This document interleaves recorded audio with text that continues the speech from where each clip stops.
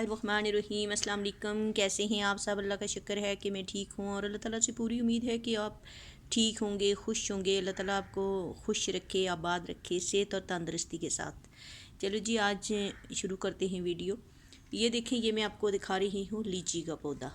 ठीक है, ये मेरा लीची का पौधा है और ये छोटा सा पौधा है। ये आप देख सकते हैं, ये देखें, इसकी दूसरी शाख जो है ना, ये यहाँ पे है।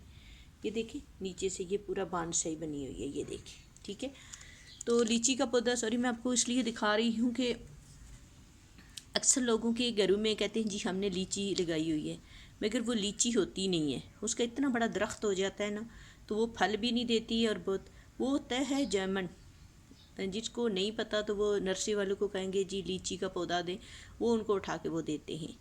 आप इस पत्ते की अच्छी तरह से ये देख लें, इसकी पहचान कर लें। ये है गहरा पॉल्की कलर का। और जो होता है ना जामुन का, वो होता है उसमें रेडनेस होती है और वो लश ग्रीन होता है। जो जामुन का पत्ता होता है वो खूबसूरत पत्ता होता है वो। तो वो फिर लगा लेती हैं और वो इतना अरसा होता है तो कोई फल शल नहीं देते। कुछ लोगों ने तो निकलवा के फेंक दिए ना। तो ये देखें जी, ये बहुत मेरे पास दो तरह की हैं। एक है गोला और एक है सराई। लीची भी चीकू की तरह दो तरह की होती हैं, गोला भी होती है और सराई भी होती है। मेरे पास दोनों पड़ी हुई हैं। तो ये मैंने कहा मैं आज आपको दिखाऊं, क्योंकि इसलिए दिखा रही हूँ कि आगे सीज़न आ रहा है ना पौधों का, अगर किसी ने लगानी है तो वो अच्छी तरह से पहचान कर ले कि ये वाले होती है ना, ये लीची का इस तरह का पौधा होता है। तो ये जो पौधा होता है, ये तो आपको पता है ना, इसको कोरे से कुछ नहीं होता। ये है ही ठंड का पौधा होता है, इसको कुछ नहीं होता।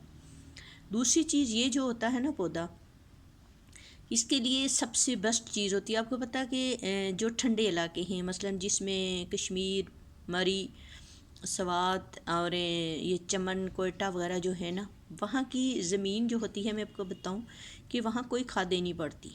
ठीक है, वहाँ क्या होता है कि आपको पता है कि जो पत्ते हैं ना, ये सारे गिरते हैं ज़मीन के ऊपर।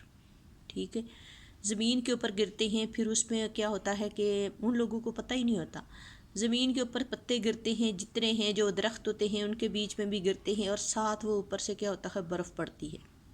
ठीक है, बर्फ़ जो पड़ती है, आपको पता है कि बर्फ़ के अंदर पौधों के लिए अल्लाह ताला की तरफ से कुदरत का एक निज़ाम है कि जो जो चीज़ें, जो जो विटामिन्स और जो जो चीज़ें उस बर्फ़ में आती हैं ना, जब वो पत्तों के ऊपर बर्फ़ पड़ जाती है तो वो पत्ते, आपको पता है कि जब मार्च अप्रैल का महीना आता है, वो बिल्कुल 2-3 महीने में गल जाते हैं। बिल्कुल वो इतनी ज़बरदस्त ऑर्गेनिक खाद तैयार होती है ना, तो उससे क्या होता है कि जब वो दोबारा फल आते हैं ना, तो वो लद्दे हुए होते हैं। वो उन लोगों का कमाल नहीं होता, वो मेरे रब की कुदरत है। ठीक है, क्योंकि वो बर्फ़ की वजह से वो पत्ते सारे गल जाते हैं, बिल्कुल ख़त्म हो जाते हैं, और ऊपर से बर्फ़ पड़ी होती है, तो वो बिल्कुल इतनी ज़बरदस्त ऑर्गेनिक खाद बनती है, जिसकी वजह से आप देखेंगे उन लोगों को पता ही नहीं होता है, पौधे लगाए भूल गए। ये उस वजह से, उस विटामिन की वजह से, बर्फ़ की वजह से और उन पत्तों की वजह से जो खाद बनती है ना, जिसका वो कमाल होता है। तो ये मैंने कहा कि आज आपको इसके बारे में बताऊं। अगर आपने फिर ये दोबारा देख लें, इसके लिए जो ही सबसे अच्छी खाद ये है, अगर इधर कोई लगाने चाहता है तो इसके लिए है, ये मैंने पहले भी दो है बहुत ज़िक्र कर चुकी हूँ, आप लोगों को बड़ा बारीकी से भी बता भी चुकी हूँ कि अगर पत्ते गिर रहे हैं उनको एक जगह इकट्ठा कर लें। ठीक है, अगर आप लोग गड़ा भी नहीं बना सकते, किसी पुराने टप वगैरह में डाल के उसके ऊपर थोड़ा सा गोबर डाल के उसको छोड़ दें, गोबर पुराना हो छोड़ दें, तो वो तकरीबन 5-6 महीने लगेंगे, आपकी ज़बरदस्त ऑर्गेनिक खाद तैयार हो जाएगी। और वो सिर्फ इन पौधों को दें। ठीक है, ये देखें ना, ये वाला, ये चीज़ देखें, ये वाला, ये, क्योंकि मेरा गमला तो अभी छोटा सा है ना, ये वाले देखें ना, गमला छोटा सा है। इनको मैं वही वाली पत्तों वाली जो मैंने खुद तैयार करवाई हुई है वो खाद भी देती हूँ और वो लिक्विड वाला फर्टिलाइज़र भी देती हूँ। ये देखें, ये माशाल्लाह बहुत अच्छी तरीके से पूरी टोटल बानसाई बन चुकी है मेरी। अब इंशाल्लाह इसके साथ फल भी आएगा तो मैं आपको दिखाऊंगी। अगर जो होती है ना ग्राफ्टिंग, इसकी मैं नीचे से आपको ग्राफ्टिंग भी दिखा रही हूँ, ये देखें, ये ग्राफ्टिंग है इसकी। तो जो होती है ना ग्राफ्टिंग वाली, वो 2 से 2.5 साल के अंदर फल देगी, आपको ज़रूर देगी इंशाल्लाह, अगर उसकी इस तरह से केयर की जाए। उसको इसी तरह का लिक्विड फर्टिलाइज़र और जो मैंने आपको भी खाद बता चुकी हूँ ये दी जाए, तो इंशाल्लाह वो फल देगी। और मेरी इंशाल्लाह यही इसी पे फल देगी ना, सिर्फ इसकी नीचे से मैंने वो दूसरी चेंज कर ली है, तो फल देगी इंशाल्लाह। मैं ज़रूर आपके साथ वो भी शेयर करूँगी। ठीक हो गया, इसके बारे में तो आपको माशाल्लाह पता चल गया होगा। दूसरी चीज़ जो है कि मैं काफ़ी मेरी बहनें और उन्होंने काफ़ी किया था, और कुछ लोगों को मैंने ख़ुद भी देखा बेचारियों के फेस का बहुत बुरा हाल है। और बाज़ार में आपको पता है कि इतनी महंगी चीज़ें जो है ना, बहुत उनके रेट तो आपको पता है बहुत ज़्यादा हो गए हैं ना। तो उसके लिए मैं आज आपको बता रही हूँ एक सीरम। ठीक है, सीरम जो वही वाला सीरम आप बाज़ार से लाएंगे तो मेरे ख्याल में अगर अच्छी किसी उसका होगा तो आपको 1500, 1600, 2000 से कम नहीं मिलेगा। और वो होता भी थोड़ा सा है, कितना दिन आप 10 दिन लगाएंगे, 15 दिन लगाएंगे, उसके बाद वो ख़त्म हो जाएगा। आप इस तरह करेंगे, आप लोग के मतलब ये विटामिन ई के कैप्सूल कल भी मैं आपको ज़िक्र कर चुकी हूँ कि ईवियान जो होते हैं वो खाने वाले होते हैं। ठीक है, वो लगाने के लिए नहीं होते हैं। दूसरे कैप्सूल जो होते हैं जो ये पार्लर वगैरह में इस्तेमाल किए जाते हैं, आप किसी मेडिकल स्टोर पे किसी अच्छी उस पर जाएँ तो वहाँ से उनको कहें जी कि हमें विटामिन ई के कैप्सूल दें जो हमने इस पर लगाने के लिए। आप विटामिन ई के कैप्सूल लें, तकरीबन 5-6 विटामिन ई के कैप्सूल लें। और उसी में वाइटनिंग कैप्सूल भी आते हैं, वो भी लिक्विड फॉर्म में होते हैं।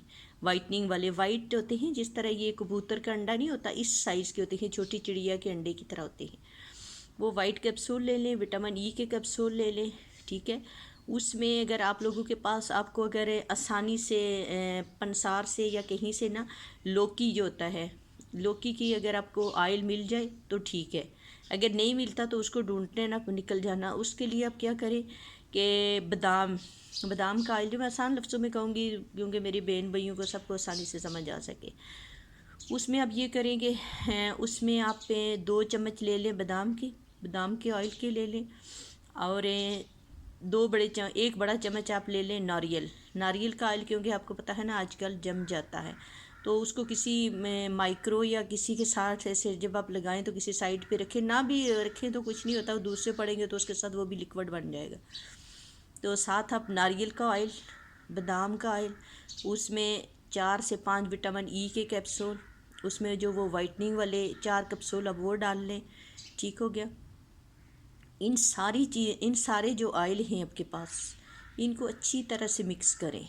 ठीक है, इनको अच्छी तरह से मिक्स करेंगे कि ज़बरदस्त आपका सीरम बन जाएगा। ठीक है, इसको आप एक बोतल में रखें, रोज़ रात को सोते वक्त अपने फेस पे लगाएं, तो इंशाअल्लाह फिर आप मुझे दुआओं में याद रखेंगे।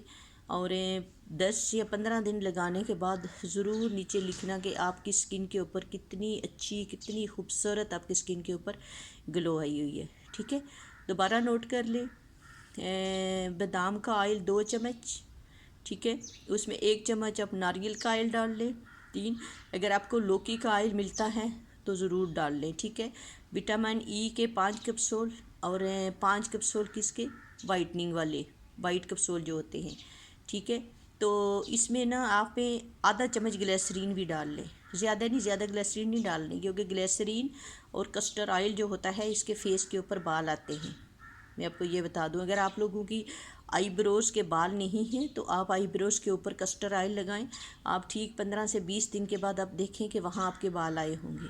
जिन लोगों की मूँछें जो है ना, बार दफ़ा मूँछों की जगह से बाल हट जाते हैं, निकल जाते हैं, आप लोग वहाँ अपनी मूँछों के ऊपर कस्टर्ड ऑयल लगाएं तो इंशाल्लाह आपके दोबारा बाल आना शुरू हो जाएंगे। बाज़ लोगों की एलर्जी की वजह से दाढ़ी के बीच बीच में से बाल ख़त्म हो जाते हैं, इसलिए मैं आपको ये नहीं कहती कि आप ग्लिसरीन और क्या नाम है इसका, कस्टर्ड ऑयल बताते हैं ना लोग पे बीच में लगानी, मैं नहीं बताऊंगी आपको, वो बिल्कुल आपने नहीं डालना बीच में। ठीक है, ग्लिसरीन ना ही डालें, क्योंकि ये चीज़ें आपको सारी चीज़ें इसको मिक्स करें और इसको आप बना के रखें रोज़ रात को सोते हुए। ये चीज़ें जो है ना, अपने दिन को कोई चीज़ नहीं लगानी। दिन के लिए मैं आपको और अच्छी सी आपको एक और क्रीम बताऊंगी जो आप लोग जब भी निकलें, एक मैंने पहले भी आपको कहा था कि आप अपनी स्किन को खुश्क बिल्कुल ना छोड़ें, बिल्कुल ना छोड़ें, क्योंकि खुश्की की वजह से आपकी स्किन बहुत ज़्यादा ख़राब हो जाती है। तो मैं जो डे के लिए मैं आपको और बताऊंगी वो आपने लगानी है। ये रात को अपने अच्छी तरह से अपने अपने चेहरे को धोना है, साफ़ करना है, और उसको मलना नहीं है, इसको हल्के हाथ से लगाना है। अपनी आँखों के चारों तरफ लगा लें, पूरे फेस पे लगा लें। ठीक है, लगाने के बाद फिर इंशाल्लाह दोबारा कल जो मैंने आपको चावलों वाला मास्क बताया था वो लगाएं, ये लगाएं। अभी मैंने आपको एक बहुत ज़बरदस्त वाइटनिंग क्रीम बतानी है, टोटल ऑर्गेनिक, और एक डे क्रीम बतानी है, वो भी इंशाल्लाह टोटल ऑर्गेनिक। और ये चीज़ें इंशाल्लाह आप लगाएं तो मेरे ख्याल में आपको किसी फंक्शन में जाने के लिए आपको किसी पार्लर की ज़रूरत नहीं पड़ेगी। आपके हाथों पाँव के लिए भी मैं एक बहुत ज़बरदस्त चीज़ आपको बताऊंगी कि उसके से भी इंशाल्लाह आपको बहुत ज़बरदस्त रिज़ल्ट मिलेगा और इंशाल्लाह आप मुझे दुआओं में याद रखेंगे। ठीक हो गया। तो रोज़ की तरह यही कहती हूँ कि अल्लाह ताला को हम हर हाल में याद करें।